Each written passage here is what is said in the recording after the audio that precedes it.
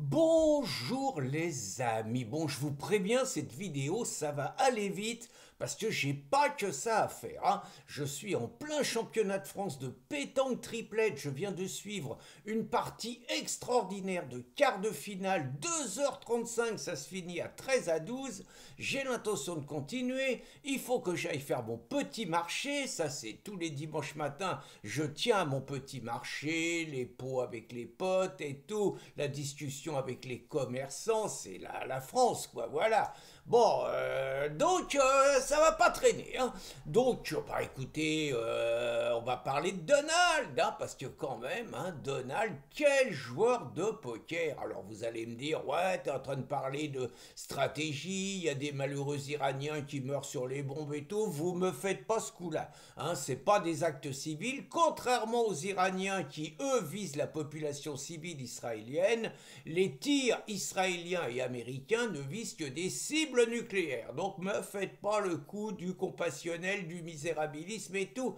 Ça marchera pas. Et donc, bah le Donald, ça fait 2 fois qu'il roule tout le monde dans la farine. Quel joueur de poker et tout, vous voyez. Il avait commencé, il y a 15 jours, il avait commencé à dire à Bibi qu'il n'était pas d'accord pour que Bibi il allume les sites nucléaires iraniens. Et donc toute la presse disait Trump lâche Bibi, Trump lâche Israël, nouvelle trahison de Trump, enfin ça y allait dur quoi, nouvelle volte-face et tout.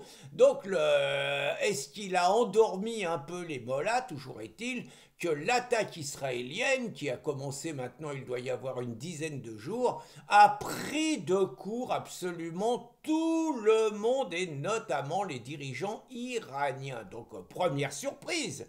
Et puis, deuxième surprise, donc Trump, une fois l'attaque commencée, on avait dit, bon, est-ce que les Amerlocs, vous allez filer un coup de pogne à vos potes les Israéliens ou pas? Et Trump avait dit, oh là, moi je me donne 15 jours pour prendre une décision. Donc ce qu'ont compris les gens, ce qu'ont compris tout le monde, c'est que, bon, Trump laissait le boulot, laissait faire le boulot aux Iraniens, et puis, si les Iraniens s'en sortaient pas dans 15, si les Israéliens s'en sortaient pas dans 15 jours, bah, il allait peut-être s'y mettre. Résultat, cette nuit, donc dans la nuit de dimanche, donc lendemain de la fête de la musique, eh ben voilà, les Amerlocs sont rentrés dans la danse et ont allumé apparemment 3 centrales nucléaires iraniennes. Donc tout le monde est pris de court, les médias savent plus comment traiter l'événement, ça leur plaît pas parce que Trump et Netanyahou c'est pas leurs potes, c'est le moins qu'on puisse dire. Et donc bah, tout le monde se dit comment ça va se terminer. Alors faut dire quand même, hein, faut être clair, c'est qu'il n'y a pas grand monde que la destruction des mollahs iraniens dérange. Manifestement, les musulmans sunnites ont absolument rien contre que leurs copains chiites se fassent péter la tranche.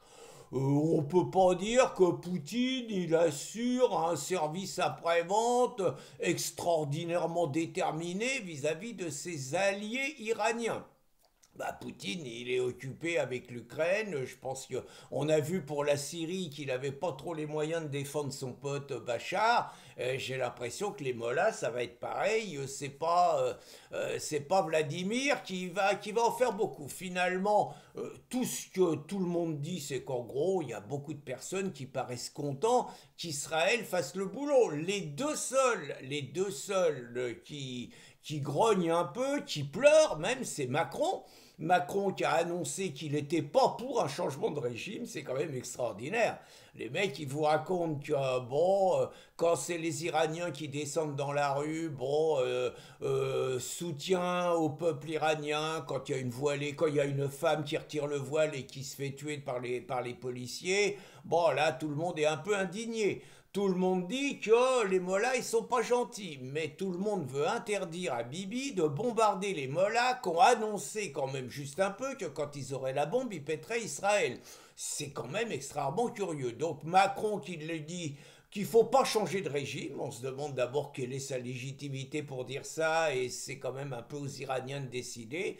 Et puis Mélenchon qui nous fait aussi un numéro extraordinaire, alors que ces mecs descendent avec le drapeau iranien dans les rues quand même, comme ils descendent avec le drapeau palestinien. Mais c'est pas le drapeau iranien habituel, c'est le drapeau de la République islamique d'Iran. C'est quand même pas tout à fait la même chose.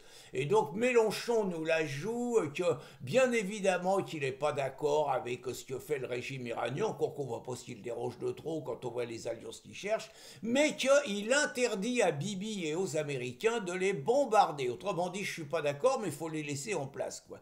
Donc vraiment, les seuls qui sont cohérents là-dedans, bah, c'est Netanyahou et c'est Trump, hein, c'est les seuls qui sont cohérents.